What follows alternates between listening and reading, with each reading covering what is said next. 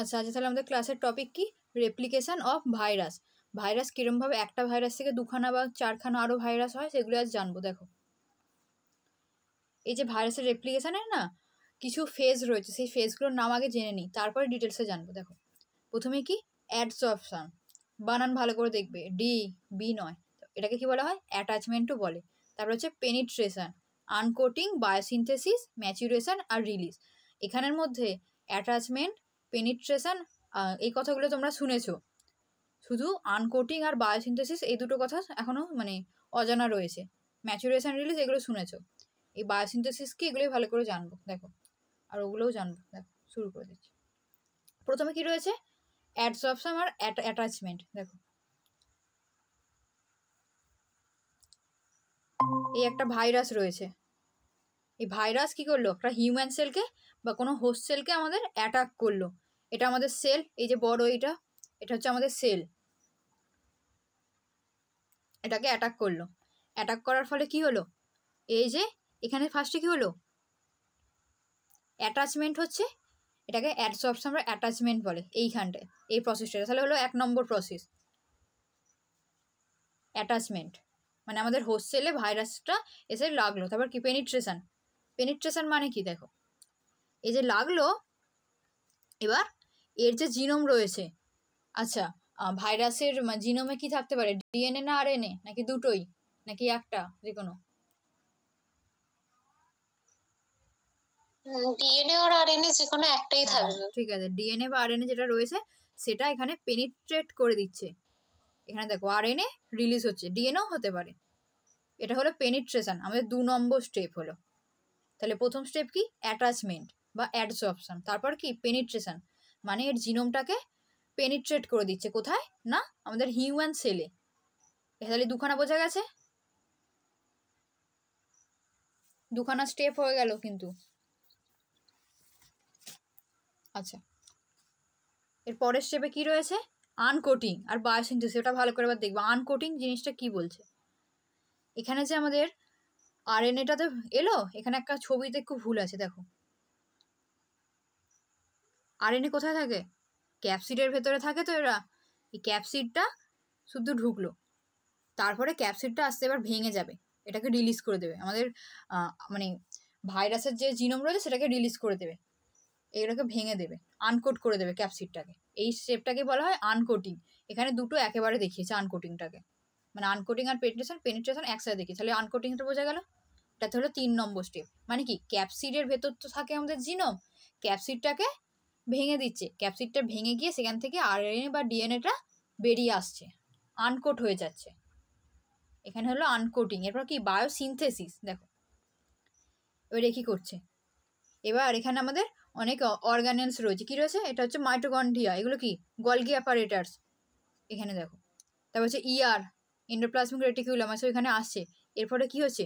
Replication হচ্ছে, আরএনএটা replicate করছে। দেখো, মানে একটা থেকে আরও অনেক হচ্ছে আরএনএ।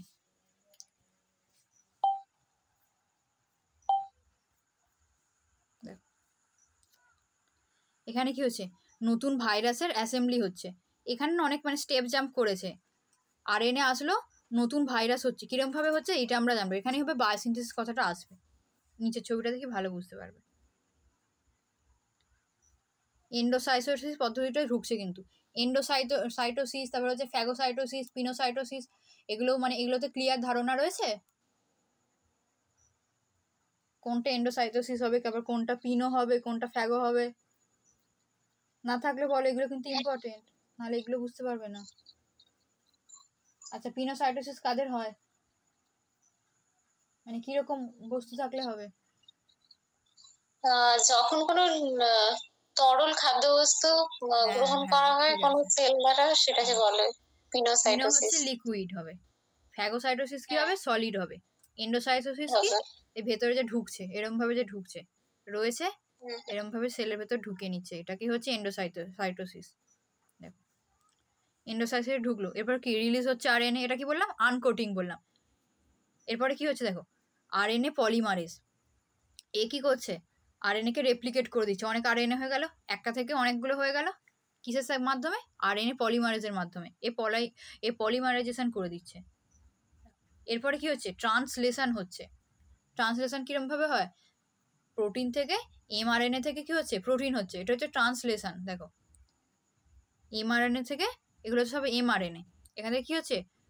প্রোটিন তৈরি হচ্ছে, ভাইরাল প্রোটিন তৈরি হলো। প্রোটিন তৈরি হলেই তো এবার হবে সমস্ত কিছু। দেখো, প্রোটিন হলো, এবার অ্যাসেম্বলি হচ্ছে।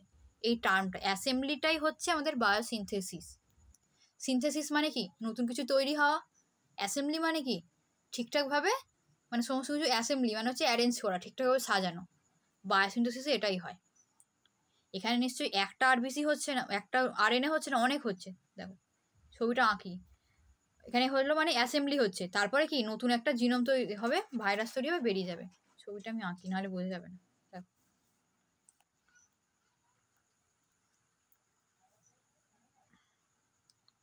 ব্যাকটেরিয়ার সেল আছে, বা আমাদের মানুষের হিউম্যান সেল, এর ভেতরে ঢুকে গেছে। তো এরপরে অ্যাপ্লিকেশন করবে নিজে। ভাইরাস কি কি তৈরি?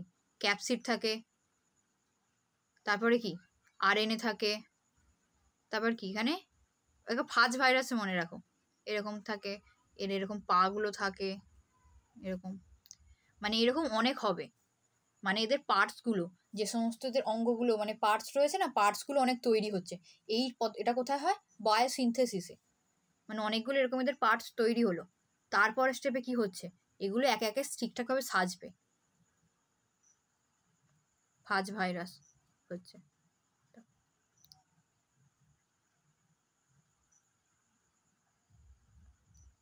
মানে এটাই হচ্ছে বায়োসিনথেসিস।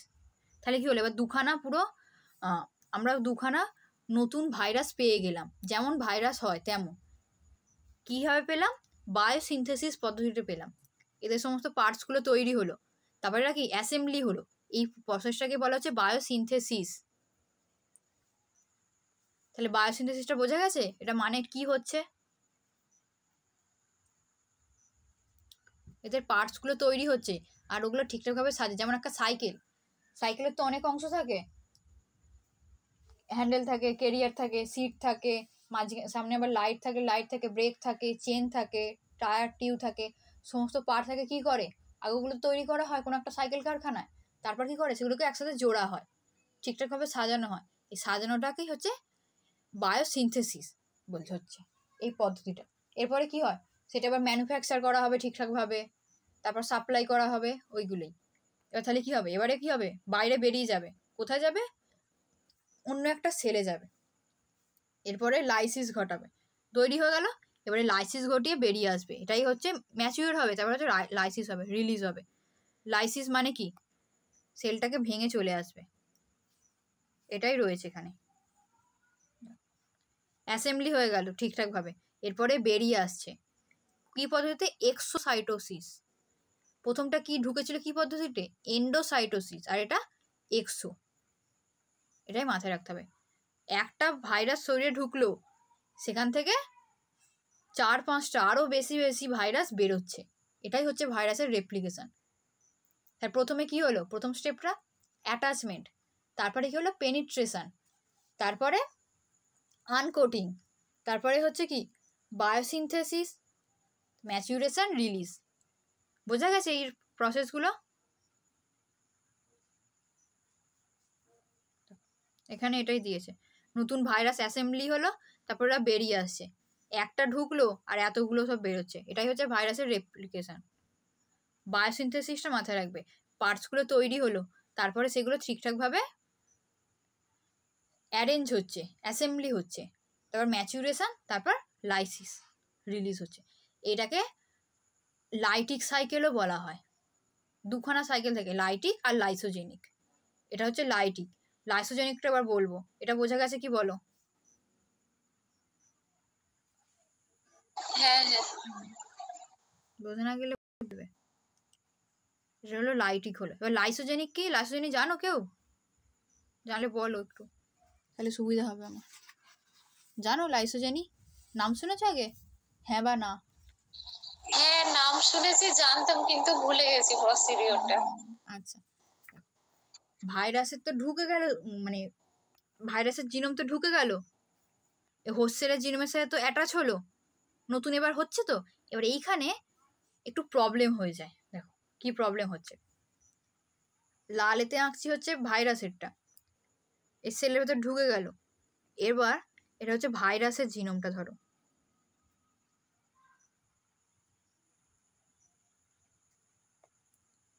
আর এটা হচ্ছে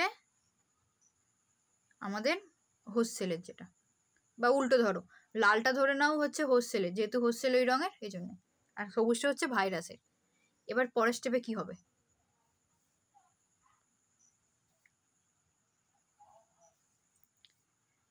এরা একসাথে মিশে যাবে।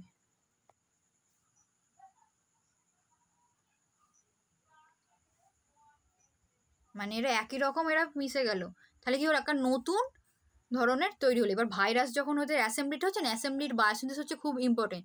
যদি ভুলভাল জিনিস ঢুকে যায় তাহলেই গেল, গন্ডগোল হয়ে গেল, তাহলে ওটা ডিফেক্টিভ ভাইরাস হয়ে যাবে।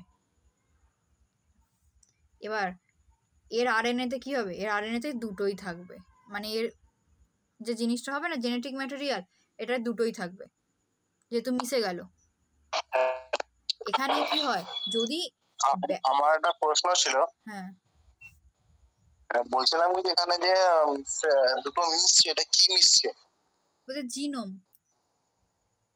আচ্ছা, আরএনএ বাই জিনোম, দুটো জেনেটিক করতে মিশে যাচ্ছে, তাই তো? হ্যাঁ, মানে ওখানে কি হচ্ছিল, যেহেতু মানে ভাইরাসটা তো এই সেলের ভেতর ঢুকছে ব্যাকটেরিয়ার মধ্যে, তাহলে সমস্ত কিছুই মিশবে।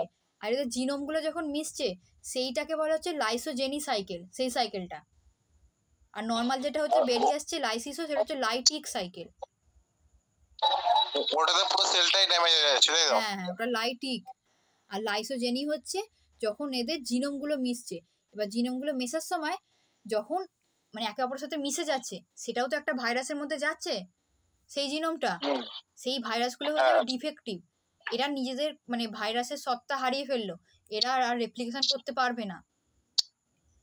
আমি পড়িয়েছিলাম ডিফেক্টিভ ভাইরাস কাকে বলে, এরা নিজেরা রেপ্লিকেশন করতে পারে না। কেন পারে না, এই কারণে। বুঝা গেছে কেন পারে না, ডিফেক্টিভ ভাইরাস কিরকম ভাবে তৈরি হয়। তাহলে এদের ডিভিশনটা অনেক স্লো হবে। ডিভিশন হবেই না। আচ্ছা, হবে না, তাহলে ছড়াবেই করে প্যাথোজেনেসিসটা। হ্যাঁ, এবার এটা কখন হয়, বায়োসিনথেসিসের সময়। বায়োসিনথেসিসের সময় ভুলভাল হয়ে গেল, মানে এটা তো ব্যাকটেরিয়া ছিল আর এটা ভাইরাসের ছিল, ভুলবশত এদের দুজনের সাথে মিক্স হয়ে গেল। এগুলো সব হয় বায়োসিনথেসিসের সময়। বায়োসিনথেসিস প্রসেসটা হচ্ছে সব থেকে ইম্পর্টেন্ট এই জন্য। বায়োসিনথেসিস এটা আমাদের হিউম্যান বডিতে হয় না? হ্যাঁ হয়তো, যখন ভাইরাস অ্যাটাক করবে তখন হবে। এতে কার ক্ষতি হচ্ছে, এতে ক্ষতি হবে ভাইরাসের।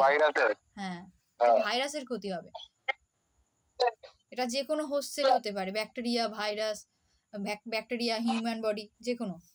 এতে ক্ষতি হবে ভাইরাস। ভাইরাস নিজের রেপ্লিকেশন করার ক্ষমতা হারিয়ে ফেলবে। কেন, তাহলে এটার জন্য আমাদের শরীরে কোনো ক্ষতি হচ্ছে কি না? আমাদের কিছু হবে না। ভাইরাস আমাদের শরীরে ঢুকলে আমাদের এমনিতেই ক্ষতি হবে। এতে হ্যাঁ, এটা হলে ভাইরাসের ক্ষতি হবে, সেটা ডিফেক্টিভ হয়ে যাবে। মানে আমাদের কোনো ডিজিজ হবে কি এটার জন্য?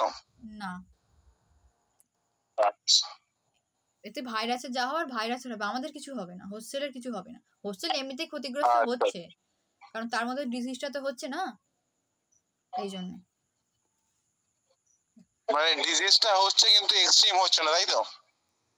আমরা তো ওষুধ খেয়ে নেবো, আমাদের ভালো হয়ে যাবে। ভাইরাসটা শুধু সিম্পটম আসবে, ডিজিজটা হবে না। ডিজিজ হলেও হবে আমাদের, মানে কি, মানে ভাইরাস তো নিজেকে আরো বাড়াতে চাইছে। ডিফেক্টিভ ভাইরাস কটা হবে, কিছু, কিন্তু বেশিরভাগ ঠিকঠাক হবে। তারা তো আমাদের ডিজিজ আরো বাড়াই দেবে, কিন্তু ডিফেক্টিভ কিছু কিছু হবে। ওগুলো কেন হবে এটাই জানলাম, যে লাইসোজেনি সাইকেলে যখন গন্ডগোল হয়ে যাবে না, তখন মানে বায়োসিনথেসিসে গন্ডগোল হলে। বায়োসিনথেসিস এই জন্য খুব ইম্পর্টেন্ট, এই বায়োসিনথেসিসটা। এটাই হচ্ছে মেন জিনিস একদম। এটাকে অ্যাসেম্বলি দিয়ে মনে রাখবে, অ্যাসেম্বলি মানে ঠিকঠাকভাবে অ্যারেঞ্জ করা, ওটাই। তাহলে এই প্রত্যেকটা স্টেপ বোঝা গেছে কি কি হলো। এই অ্যাটাচমেন্ট, পেনিট্রেশন, আনকোটিং, বায়োসিনথেসিস, ম্যাচুরেশন আর রিলিজ, এই কটা স্টেপ। এর ছবিটা খুব ভালো করে আঁকবে পরীক্ষায় আসে। এটা হ্যাঁ, এটা ফাজ ভাইরাস দিয়েই দেখানো হয়, কারণ হচ্ছে ফাজ ভাইরাস দিয়ে দেখালে মানে খুবই মানে সহজ হবে, এই জন্যে। অন্যান্য ভাইরাসের তো স্ট্রাকচারটা অনেক কমপ্লেক্স থাকে, এই জন্য ফাজ ভাইরাস দিয়েই ভালো করে বোঝানো হয়। আর অ্যানিমেশন অনেক ভিডিও রয়েছে, আমি বরঞ্চ একটা দিয়ে দেবো, ওগুলোতে বেশিরভাগ দেখবো ফাজ ভাইরাসেরই রয়েছে, ফাজেরই বেশি হয়। আর একটা স্টেপ রয়েছে, ঠিক আছে, ট্রান্সডাকশন, এগুলো সব জানবো আমরা। এগুলো হচ্ছে মাইক্রোবায়োলজি, এগুলো ফার্স্ট ইয়ারে সব ছিল, ট্রান্সডাকশন, কনজুগেশন সব পড়েছে তো।